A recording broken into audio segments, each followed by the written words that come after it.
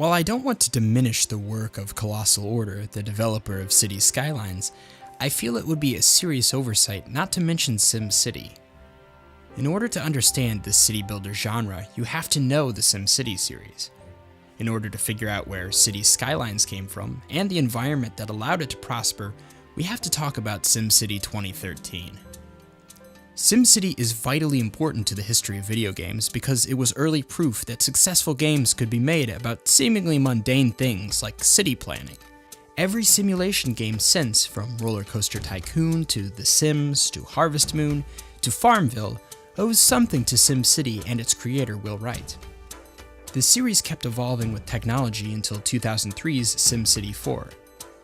Then, for whatever reason, there were no SimCity games for 10 years. When Maxis finally did announce and release a new game in the series, they met with a lot of pent-up demand and high expectations from fans. Despite a lot of promising pre-release coverage, SimCity 2013 was doomed from the start. The always-online game's launch was an epic failure. Servers were swamped, players couldn't play the game, the traffic system was broken, trading between cities didn't work. Initially, Maxis and EA responded by turning off core features of the game. For months. It was especially egregious because SimCity had always been a local single-player game. Longtime fans felt there was no reason for all of these problems. SimCity should have been an offline game.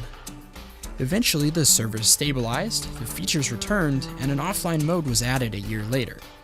But it was far too late. The damage had been done. The SimCity name had been tarnished. But the real problem with SimCity 2013 wasn't the forced multiplayer, the broken simulation, or the disabled features, because when you got past all of that stuff, the game was still fundamentally different from the rest of the series in a fundamentally unsatisfying way.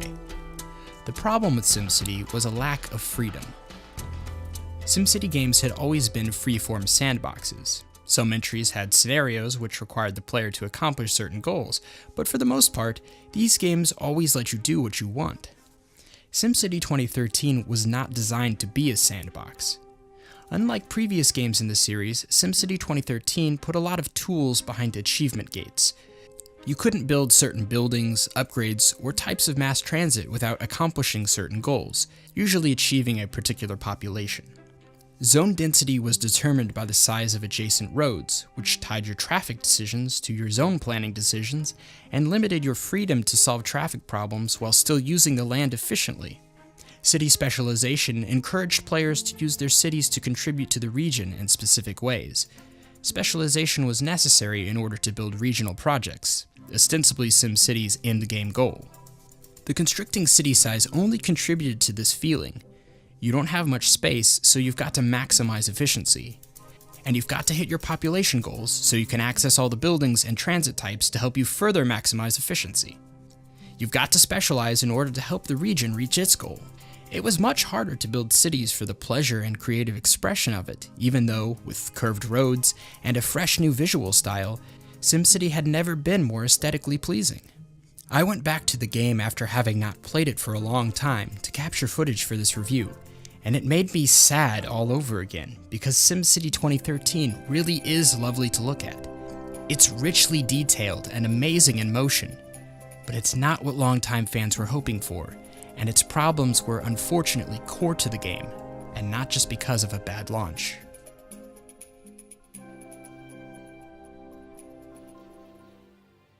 I go on at length about SimCity because Cities Skylines is effectively the spiritual successor to SimCity. By design and feel, it's more of a SimCity game than the one Maxis stuck the venerable name on in 2013. It's only because of SimCity's failure that this game got the green light. It takes clear design and visual cues from the Maxis series. It seems designed to be the SimCity game we all wanted, and I'm happy to say that it is. If you're familiar with SimCity, then you'll be right at home with Cities Skylines. The similarities vastly outnumber the differences. You lay roads, you designate zones, you provide services, and the city springs to life. Even the core SimCity concept of RCI, residential, commercial, and industrial zoning demand, which has been part of the classic series since its inception, is the same in Cities Skylines. But whereas SimCity 2013 wanted players to build a bunch of small, specialized cities that fed off one another, Cities Skylines just drops you in the game and says, "Go nuts, Mayor." You can do whatever you want. A giant metropolis, a sprawling suburbia, an industrial ecological nightmare, a crime-ridden slum, or any combination of those archetypes. The large maps mean that you can effectively create separate small towns, neighborhoods, or boroughs, each with their own distinct layouts and personalities. There's a real joy to building a city and watching it run. That was a really well-realized part of SimCity 2013, and although Cities Skylines isn't as visually stunning or richly animated, it's pretty close in most respects, which is hugely impressive considering the disparity in budgets between the games. It's fun just to watch the city run. I get the same sort of feeling of satisfied creation as when I finish a project in Minecraft. You begin your city with a 4 square kilometer plot of land, which is about all you got in SimCity 2013. Before too long, Cities Skylines allows you to expand. It's a dream come true for everyone who wanted more space in SimCity. By default, larger roads, certain zone types, special buildings, and extra land are locked until you achieve certain population milestones. Unlike SimCity, this doesn't feel constricting because you have so much more room to expand. Even low-density suburbs will eventually reach these population goals, so you can still build the kind of city you like and reach the milestones. Unique buildings are unlocked through various other achievements. Interestingly, not all of them are good. The Office of Oppression, for example, will unlock only after you've had an unemployment rate of 50% or more for 5 weeks. I had fun earning all the milestones with my first city. It was a good way to be gradually introduced to all of the game's systems. The game does include an option to have everything unlocked at the start, which I took for my later cities. That let me plan my ideal city from the start, with knowledge of how the different game systems worked. You can also choose to play with unlimited funds if you're looking to experiment, or if you're purely interested in the building aspect of the game. As your cities grow, traffic becomes a problem. Diagnosing and treating traffic problems is actually a really fun process of trial and error. Since traffic is simulated with individual vehicles, you can follow them around to see the problems on a micro level, and then zoom out to get a better idea of how to mitigate traffic. In a minor miracle, Cities Skylines got me to understand and appreciate the merits of roundabouts. I was also able to use some of my real-life knowledge of roads and highways to solve traffic problems. That was pretty cool. Traffic is one of the game's quirks, however. Once you know a few things about how it works, it's much easier to deal with. I built a fairly sizable city with only highways and 2-lane roads, skipping all the options in between. 2-lane roads don't have stoplights and allow traffic to flow more easily in a lot of situations. The way I understand it, cars will take the shortest routes by distance rather than by time. That means a gridded system of roads is usually your best bet, even though it's kind of boring to look at. That's not to say unorthodox layouts won't work, you just have to think about them a little more. When traffic does become a problem, you've got lots of options for keeping it under control. You can add more highway exits, build new highways or high-capacity roads, use buses, or build a subway system. You could build a train too, but I don't know why you would when there's a subway available. Like SimCity 2013, Skylines uses individual agents to simulate commerce and trade. You'll see delivery trucks bringing supplies to industrial areas, and other vehicles exporting the finished goods. City service vehicles also appear on the roads, on their way to and from fires, crime scenes, and trash pickup. Since these tasks are carried out by simulated individuals, traffic becomes even more important, because it can prevent fire trucks from getting to fires, or deliveries of coal from getting to your power plants. That means if your traffic problems are bad enough in the wrong areas, your buildings can burn down unabated, and your power plants can go dark for lack of fuel. It isn't quite as stringent about this as SimCity though. At least it seems more forgiving, which is a good thing. In fact, the whole game is much easier than any SimCity game I can remember. That is, it's easy to make money as long as you don't screw up too badly. The tricky part is getting started, but once you do, you'll be fine unless a catastrophe occurs. If there is a problem, it's your fault entirely, because there are no disasters, except for the ones you create. It is possible to flood parts of your city thanks to a pretty cool fluid simulation built into the game. It's a strange feature and you could miss it entirely if you never build a hydroelectric dam, but it's a fun extra and makes the world map feel more reactive to what you're doing. Unfortunately, that's really the only way you can interact with the map. There are no terraforming options in-game, just a tree tool for placing one tree at a time, which is about as useful as it sounds. On the flip side, there is a map creator which is fairly robust. It allows terraforming and has a sensible tree placement tool. There's also an asset editor which allows players to create new kinds of buildings, parks, and even tree types. These days it seems like fewer and fewer games have map editors, let alone asset editors. Well done to the developers for including such tools. Cities Skylines brings a couple of completely new ideas to the SimCity formula. Office zones are a new zone type which satisfy industrial demand. They don't unlock for a while in the normal game, but when they do, you'll be able to replace dirty factories with clean offices, provided your citizens are educated enough to fill those jobs. I like this because it diversifies the city landscape a bit more. It allows you to build cities that are absent of dirty industry, but only if you've built the facilities necessary to educate your citizens. You have to provide death care, which is a strange idea. In addition to hospitals, you'll need graveyards or crematoriums to take care of the deceased.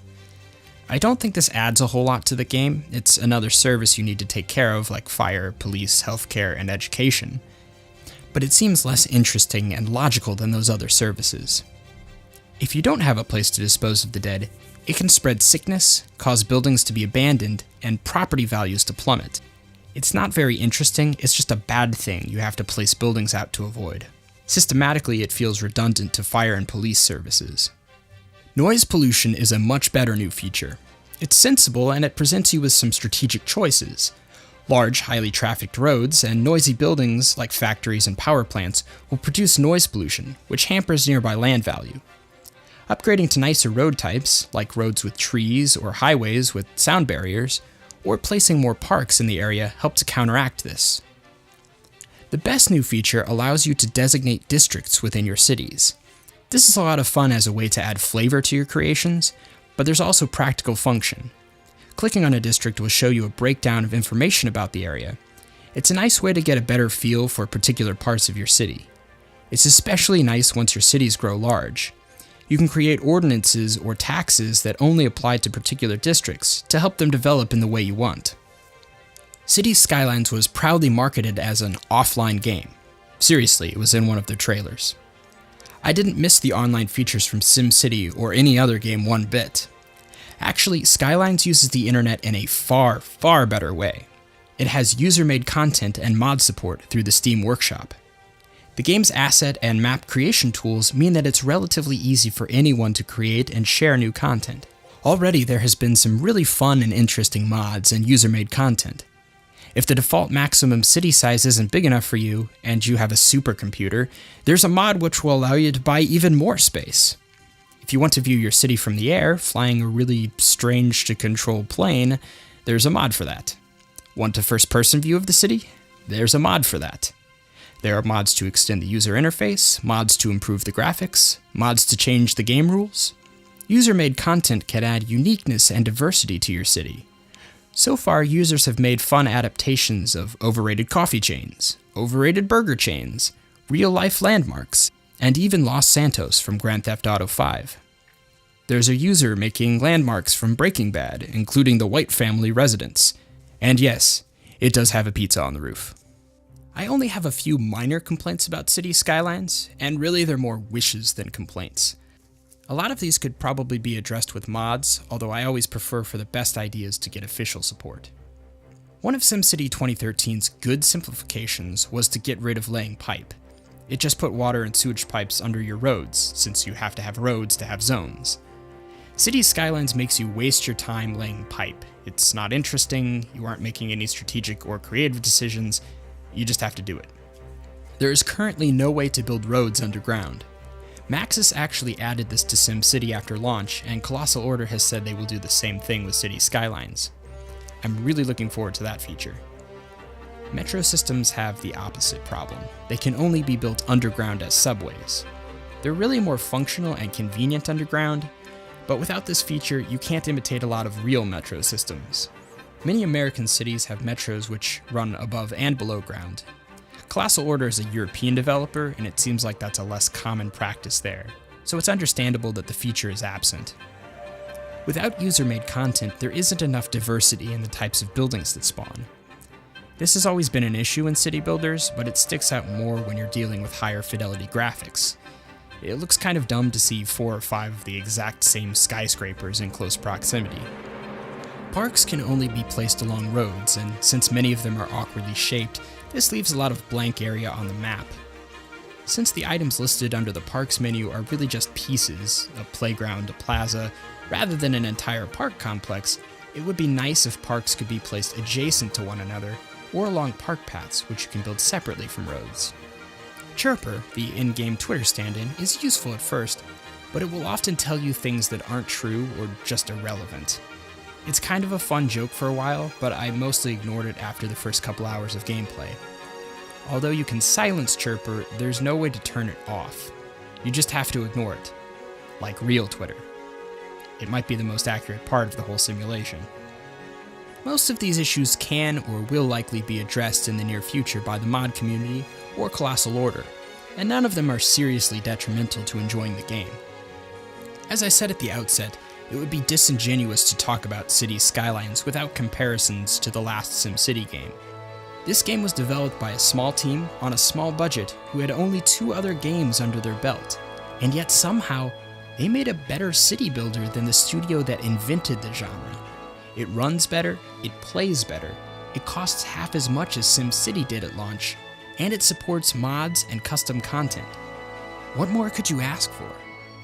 After SimCity's failure, I thought all hope was lost for getting a great modern city builder. I looked around at what other developers were doing in the genre, but none of it really interested me. I wanted a modern SimCity game that was good. I never thought we would get one. Colossal Order could have designed a completely new city builder from the ground up, but they didn't. They borrowed heavily from the SimCity series in order to give people like me what we wanted, a good, modern SimCity game. And that's what Cities Skylines is.